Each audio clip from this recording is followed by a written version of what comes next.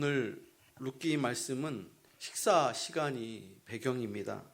특별한 식사 자리에 초대를 받았다고 한번 여러분 생각해 보세요. 기분이 어떨까요? 그렇죠? 예. 식사 시간에 함께하는 사람에 따라서 기분이 좌우될 겁니다. 식사 초대를 받았는데 관계성이 좋고 또 존경하는 사람하고의 약속이 잡히면은 정말 그 날을 기대하고 또 그 날을 위해서 며칠 동안 또 기억하고 잘 이렇게 하면서 좋은 마음으로 나갈 겁니다.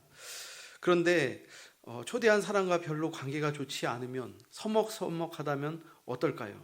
왠지 부담일 것 같습니다. 예전에 제가 부목사일 때 목회자 부부 가족 수련회를 제주도로 간 적이 있습니다. 2박 3일 동안 제주도에서 좋은 시간을 가졌지요. 아이들도 셋 다 가족들을 이렇게 가라고 교회에서 배려를 해서 아이들도 같이 제주도 2박 3일 수련회 갔는데 그때 아이들이 비행기를 처음 타봤습니다.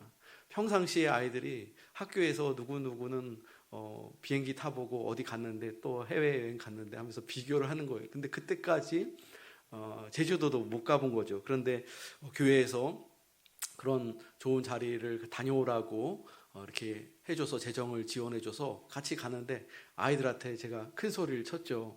얘들아, 이제 너희들 비행기 탈 수 있어. 그랬더니 얘기하니까 아이들이 기대를 하는 거예요. 제주도도 처음 가는 거고 가족들이 또 비행기를 그때 처음 타봤죠. 프로그램이 낮에는 주로 관광을 하고 또 아이들이 좋아하는 곳, 그래서 아이들도 많이 데려갔어요. 청소년들도. 그래서 아이들 좋아하는 관람들 하고 또 식사 시간, 특별히 저녁 식사 시간 이후에는 아이들끼리 이렇게 모여서 이렇게 교제도 하고 놀게 해주고 나머지 이제 목사님, 사모님들은 약 3시간 정도 예배를 했어요. 거기 가서도 이렇게 그 강단을 빌려서 거기서 찬양하고 말씀 듣고 예배하고 또 작은 교회 목사님들이 첫째 날, 둘째 날 개척교회 목사님들이 나와서 교회를 어떻게 개척했고 또 목회에 어떤 은혜들이 있고 또 어려움이 있는지를 이렇게 간증하는 시간이 있었습니다. 그때 그 목사님들 담임 목회하고 작은 교회 하는 이야기를 들으면서 저도 큰 은혜를 받았죠. 근데 이 수련회에서 다 좋은데 딱 한 가지 불편한 점이 있었습니다. 뭐냐면은 식사 시간. 맛있는 식사를 대접받는데 회도 먹고 제주도에 좋은 것들을 먹는데 저희 가족은 몇 명이에요? 5명인 거예요. 그래서 4인상에 4명씩 왔는데 제가 다른 데로 가야죠. 제가 그 총무 목사님한테 우리는 5명인데 그냥 5명이서 4인상에 그냥 앉아서 같이 나눠 먹을 게 반찬도 좀 모자라도 괜찮으니까 5명 이렇게 앉아갖고 애들하고 이렇게 거기에 앉아서 우리 가족끼리 먹을게요 했는데 목사님이 안 된다는 거예요. 다 인원수대로 다 이렇게 나왔기 때문에 4명씩 앉으니까 목사님이 다른 데 가서 앉아서 먹으라는. 그래서 이상가족이 되어갖고 제가 식사 시간 때마다 다른 테이블에 가서 먹는데 거기 가니까는 이제 뭐 3명이 온 가족이 있으면 거기에 껴서 먹고 그러면 잘 아는 목사님들도 아니에요. 그러면 가족끼리 3명이면 저는 낯선 이방인이 되는 거죠. 그러면 다 자기 남편 목사님 이거 드세요. 또 이거 드세요 하면서 저 혼자 외롭게 가족 없이 그렇게 먹는데 항상 이렇게 잘 이렇게 구경하다가 오늘은 어느 테이블에 가야 되나, 오늘은 또 누구하고 먹어야 되나 이 눈치 밥을 먹어서 굉장히 좀 어색하고 불편했습니다. 아무리 좋은 식사 자리여도 함께하는 사람이 누구냐에 따라서 그 자리가 행복하고 만족스러운 자리가 될 수 있고요. 반대로 불편한 자리가 될 수도 있는 거. 아무리 좋은 거를 먹어도 어색하면은 불편한 자리가 될 수 있는 거죠. 오늘 본문의 배경도 이방 여인 룻이 보아스로부터 점심 식사 초대를 받았습니다. 밭에서 땀 흘리며 이삭을 줍고 있던 룻을 보아스가 자신의 식탁으로 초대한 거예요. 순간 룻은 가슴이 콩닥콩닥 뛰었을 겁니다. 식탁 자리로 초대받았다는 것은 굉장히 의미 있는 일입니다. 어느 시대를 막론하고 차별이 없는 시대는 없었습니다. 오늘날도 여전히 차별이 존재하지요. 우리는 어쩌면 차별받지 않는 무리에 속하려고 이토록 인생을 열심히 살아가는지도 모르겠습니다. 하지만 보아스를 보십시오. 밑바닥 인생을 살고 있는 룻을 절대로 하대하지 않았습니다. 오히려 큰 친절을 베풀어 주었습니다. 룻은 이방 여인입니다. 편견이 많은 유대인들 사이에서 룻은 어디를 가든지 냉대받을 수 있는 이방인이에요. 더구나 과부입니다.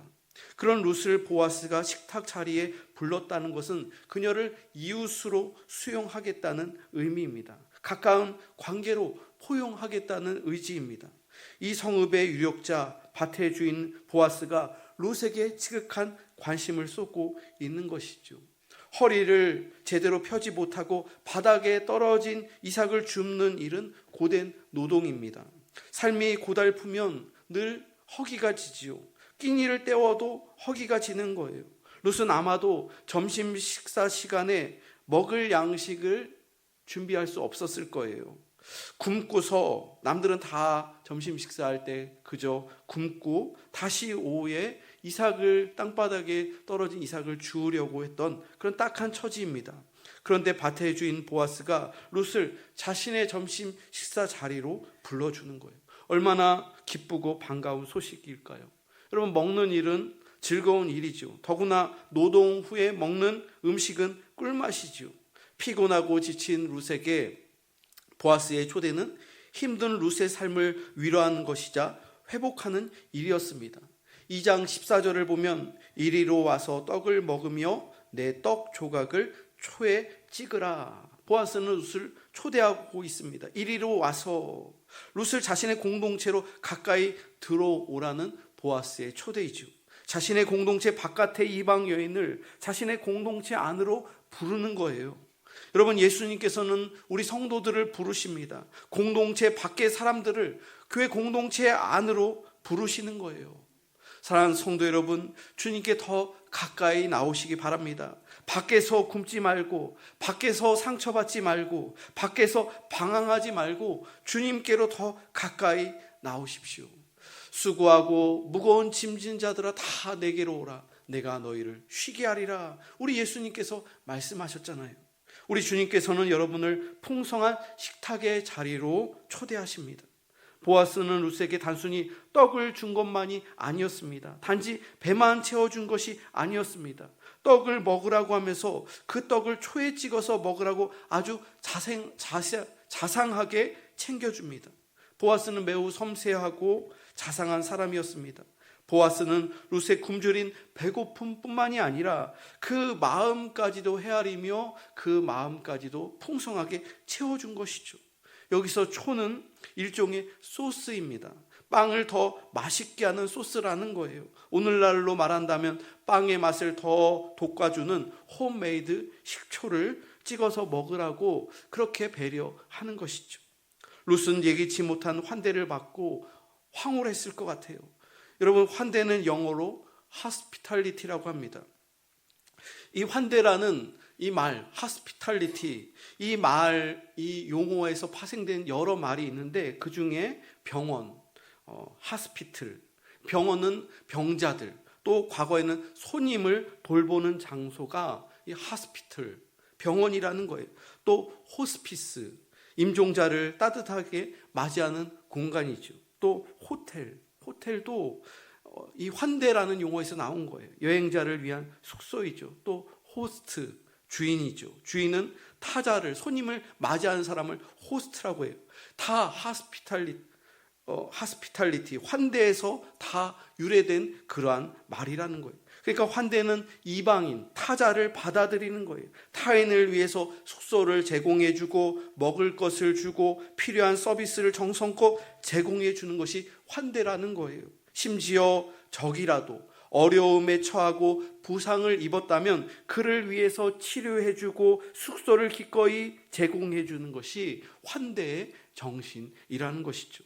여러분, 오늘날 환대는 거대한 산업이 되었습니다. 대학교에서도 하스피탈리티 경영학부가 굉장히 이런 이름으로 대학에 많은 과들이 생겼는데 이 하스피탈리티 경영학부 안에 호텔 경영학과, 또 컨벤션 경영학과, 외식 경영학과, 또 조리 서비스 경영학과, 관광학과, 문화 콘텐츠학과, 문화관광산업학과, 또 조리산업학과, 이렇게 더 많은 분야가 이 환대라는 이 개념에서 이런 대학이 나오고 과가 나오고 이러한 산업들이 이렇게 생겨나게 된 것이죠.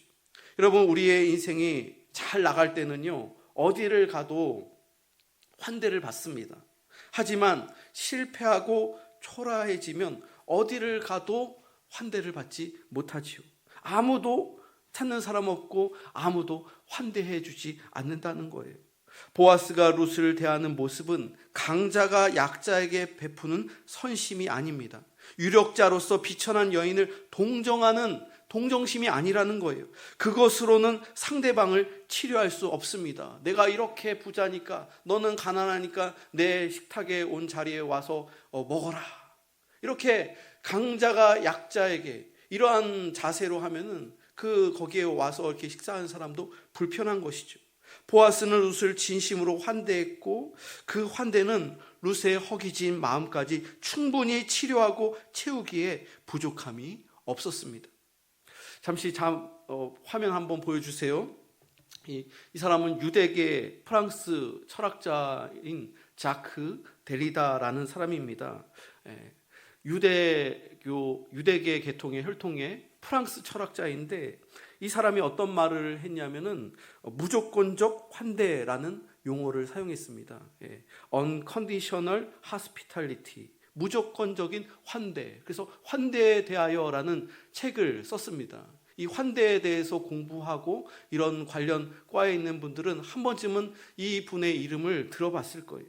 이분이 진정한 환대란, 그 다음 장이에요, 계약이나 조건 없이 낯선 자를 받아들이는 행위라는 거예요. 무슨 계약 때문에, 어떠한 조건 때문에 낯선 자를 받아들이는 것이 아니라 그냥 무조건적으로 그를 위해서 받아들이고 수용해주고 환대한다는 거예요. 여러분, 무조건적인 환대는요, 하나님의 마음이에요. 신명기 10장 19절 말씀을 보면 너희는 나그네를 사랑하라. 전에 너희도 애굽 땅에서 나그네 되었음이니라. 이것이 하나님의 마음이라는 거, 무조건적인 마음이라는 거예요. 그러므로 하나님의 백성인 우리 성도들에게도 주님께서 말씀하시는 거예요. 너희들이 애굽의 종 되었던 때를 기억하라. 너희들 역시 나그네였다. 그러므로 지금 나그네된 사람들, 이방인들, 소외된 사람들, 그들을 받아들여라. 우리들이 지금 괜찮으면, 먹고 살기에 괜찮으면, 경제적으로 괜찮으면, 과거에 그 어려웠던 때, 굶고 힘들었던 때, 아무것도 없었던 때를 주님께서 기억하라는 거예요. 그리고 지금 그런 처지에 있는 사람들을 돌아보라는, 그게 하나님의 마음이고 환대의 마음인 것이죠. 믿음의 조상 아브라함도 천사를 환대했습니다. 자신의 장막을 찾은 손님을 넘치도록 환대했을 때 아브라함은 하나님으로부터 축복을 받았습니다. 또 아브라함의 조카 롯은 어떻습니까? 롯 역시 소돔성을 찾은 천사를 천사인지 알지 못한 채 그저 나그네로 손님으로 맞이해서 정성껏 환대했는데, 그 일로 말미암아 롯과 그의 두 딸은 불과 유황으로부터 타서 없어질 그 소돔성에서 구원을 받았습니다. 여러분, 교회는 환대하는 공동체가 되어야 합니다. 광야와 같이 척박한 세상을 살아가는 성도들과 세상 사람들이 교회로 왔을 때 그들을 정성껏 맞이해 주어야 합니다. 마실 물을 제공해 주어야 합니다. 먹을 것을 나누어 주어야 합니다. 물질로 섬겨야 합니다. 그들의 육체적인 필요뿐만 아니라 정서와 영적인 부분까지 만져주는 곳이 바로 교회입니다. 지치고 상한 영혼들이 쉴 수 있게 해주는 곳, 그들을 영적으로 치유하는 것이 바로 환대하는 교회 공동체임을 여러분 기억하시기 바랍니다. 세상에서 상처받고 치열한 생존 경쟁에서 고통받는 세상 사람들이 오아시스와 같은 교회 공동체 안으로 들어왔을 때 교회 안에서 성도들의 따뜻한 섬김을 통하여 몸과 마음이 쉴 수 있으며 치유받을 수 있는 곳이 바로 교회의 참된 모습인 것을 여러분 믿으시기 바랍니다. 14절 후반절을 보면 그가 볶은 곡식을 주매 룻이 배불리 먹고 남았더라. 배불리 먹고 남았다는 거예요. 보아스는 룻이 점심 식사를 먹을 수 있는 그 이상으로 배불리 먹고도 남을 수 있을 정도로 풍성하게 주었다는 거예요. 그냥 적당히 그냥 먹은 둥 마는 둥이 아니라 배불리 먹고도 남게. 아마 이 점심 식사를 하면서 룻이 누구를 생각했을까요? 집에 계신 시어머니를 생각했을 거예요. 자기는 지금 식사를 하는데 집에서 굶고 계실 시어머니. 그러니까 그걸 먹어도 싸갈 걸 생각하는 거겠죠. 그걸 알고서 보아스가 배불리 먹고도 남을 정도로 시어머니 것까지 그렇게 가져갈 수 있도록 그렇게 풍성하게 주었다는 거예요. 그럼 보아스의 환대는 여기서 끝나지 않았습니다. 룻이 오후에 이삭을 주울 때 더 좋은 자리에서 그 떨어진 보리 이삭을 풍성하게 주울 수 있도록 좋은 자리, 곡식단 사이에서 소년들이 일부러 그 다발을 흔들어서 떨어뜨려서 더 많은 것을 거둘 수 있도록 그렇게 배려했습니다. 곡식 다발에서 조금씩 이삭을 뽑아서 땅에 떨어뜨려라고 그렇게 주인이 남자 종들에게 시킨 거예요. 여러분, 아무리 곡식단 사이에서 이삭을 하루 종일 반나절 열심히 주운들 얼마만큼 주울 수 있을까요? 그 떨어진 것을 주울 때 몇 킬로 정도 주울 수 있을까요? 그냥 주어도 그냥 하루나 이틀 정도, 두 사람이 먹을 정도, 그 정도 가까스로 주울 수 있을 것 같아요. 그런데 17절에 보니까 보리 한 에바쯤 되었다고 증거합니다. 이 보리 한 에바는 오늘날로 말하면은 약 한 12kg에서 15kg 정도 되는 거예요. 그러니까 12에서 15kg는 여성이 들었을 때 꽤나 이렇게 무겁겠죠. 꽤나 되는 분량이라는 거예요. 그러니까 이 정도로 더 많이 떨어뜨려서 룻과 그 시어머니 나오미가 먹을 수 있도록 보리 한 에바쯤, 한 15kg 정도 가져갈 수 있게끔 그렇게 보아스가 풍성하게 주었다는 것이죠.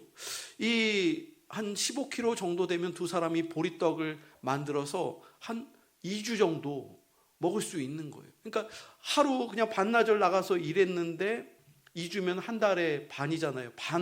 반달 정도 되는 그런 월급을 받았던 것과 마찬가지죠. 보아스의 나눔은 풍성한 나눔이었어요. 배불리 먹고도 남을 정도로 한 2주 정도 두 사람이 살아갈 수 있을 정도로 그렇게 풍성하게 주었다는 거예요. 늘 허기졌던 룻이 오랜만에 배불리 먹었습니다. 저는 이 장면을 묵상하면서 복음서의 오병이어의 기적이 떠올랐습니다. 예수님께서 보리떡 5덩어리와 물고기 2마리로 허기진 배가 고픈 5,000명의 장정을 먹이고도 남은 기적이 일어났습니다. 이때도 기사를 보면은 다 배불렀더라. 한 소년이 바친 그 도시락을 5,000명이 넘는 장정들이 먹었는데도 배고픈 게 아니라 다 배불렀더라. 그리고도 남았다는 것이죠. 여러분, 이것이 바로 하나님 나라의 법칙입니다. 먹고도 남는 역사가 일어나는 것, 이것이 하나님 나라의 법칙이라는 거예요. 산상수훈 중에 8복의 첫 번째 복이 무슨 복이죠? 심령이 가난한 자는 복이 있나니 천국이 그들의 것이미요. 심령, 마음이 가난한 자, 룻처럼 배고프고 마음이 가난한 자가 하나님을 바라보면 복을 받는다는 거예요. 누가복음을 보면 심령이 가난한 자에서 심령을 뺐습니다. 누가복음 6장 20절을 보면 가난한 자는 복이 있나니 하나님의 나라가 너희의 것이미요. 가난한 자는 복이 있다고 하는데, 그러면 여러분, 가난이 복일까요? 정말로 못 먹고 못 사는 게 복일까요? 가난이 복은 아니죠. 어떤 분들은 가난하게 사는 것이 복이라고 주장하는 분들이 있습니다. 하지만 누가복음과 마태복음은 같은 것을 말씀하고 있는 거예요. 정말 물질적으로 가난한 게 복이 아니라 마태복음에서 심령이 가난한 자. 여러분, 가난한 자는요, 마음이 더 가난합니다. 가난한 사람들은요, 배도 고프지만 그 마음이 더 허기가 지는 거예요. 그래서 그 심령이 가난한 그 마음을 가지고 하나님을 바라보는 것이죠. 하나님께서는 마음이 가난한 사람에게 반드시 복을 주신다는 거예요. 물질적인 복뿐만 아니라 천국의 복을 더불어 주신다고 약속하고 있습니다. 여러분, 한국교회의 역사가 어떻습니까? 물질적으로 가난한 자, 룻처럼 한 끼 식사도 해결할 수 없는 한국교회의 성도들, 과거에는 정말로 가난했습니다. 아무것도 없었어요. 일제식민지 시대, 그리고 6.25 한국전쟁 이후에 우리나라가 정말로 모든 사람들이 다 가난했어요. 우리나라가 잘 살아보세 새마을 운동하면서 그때부터 경제 성장이 됐지만 그 기점까지 전국의 모든 사람들이 다 평등하게 다 가난했어요. 다. 배가 고프면 여러분, 마음은 더 배가 고프지요. 한 끼 식사 때문에, 자녀들의 배고픔 때문에 부모는 눈물을 흘리는 거죠. 그때 당시에 우리나라는 아프리카 빈민국 수준이었어요. 그때는. 그 가난한 때 사람들이 그래서 하나님을 찾은 것이죠.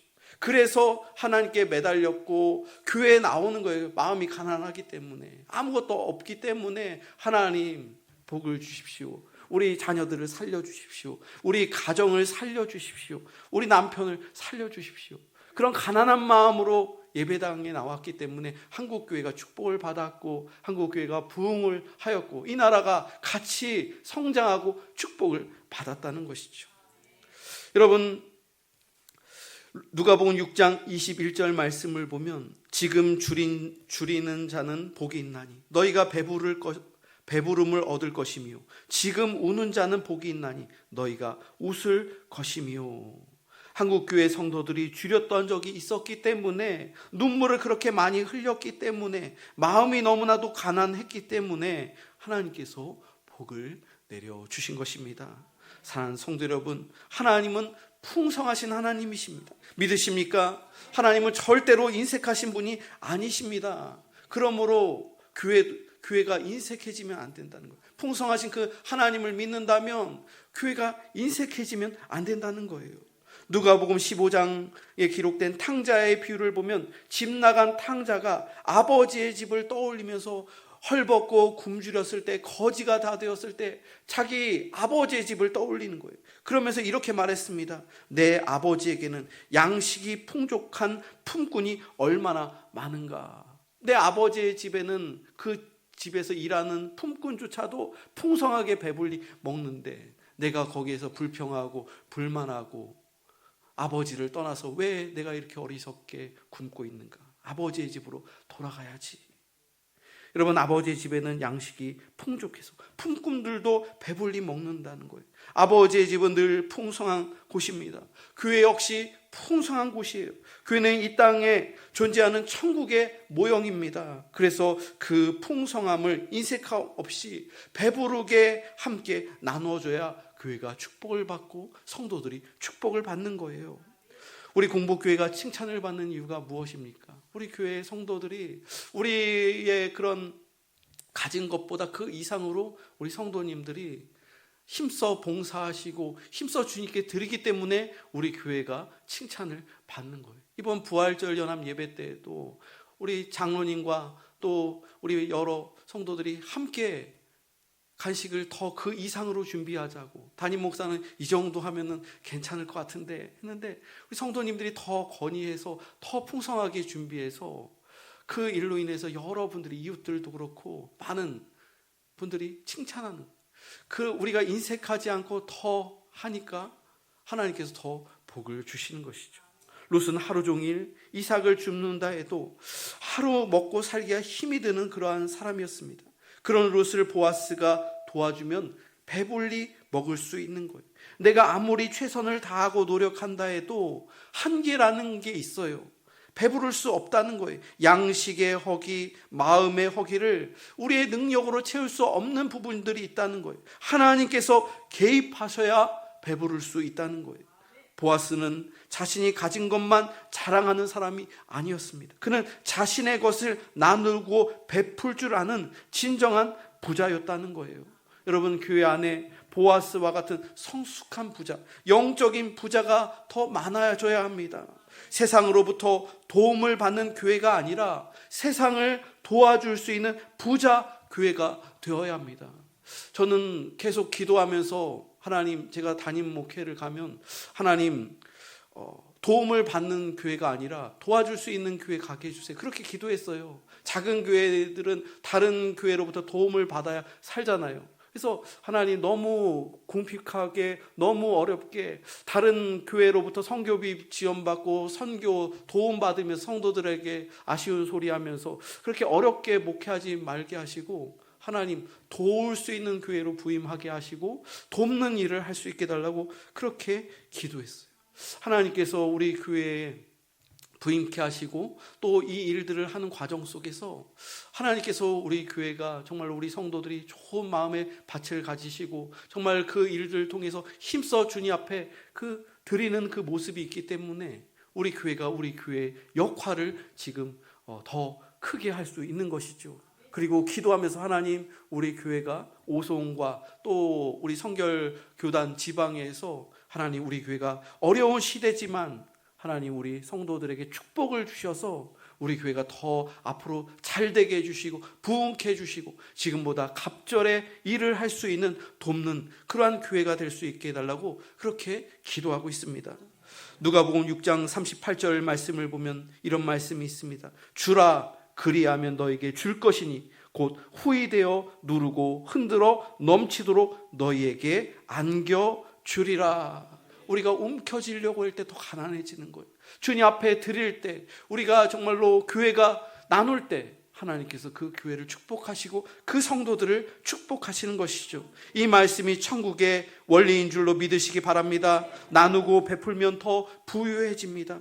좋은 부자 보아스처럼, 믿음의 부자 보아스처럼 어려운 이웃을 진정으로 환대해주며 그 마음까지도 치료해주는 그러한 성도들 되시기를 바랍니다. 세상 방식으로 살아가지 마시고 천국 방식으로 나누고 베풀며 살아가는 우리 교회의 모든 성도들이 다 되시기를 주님의 이름으로 축원합니다.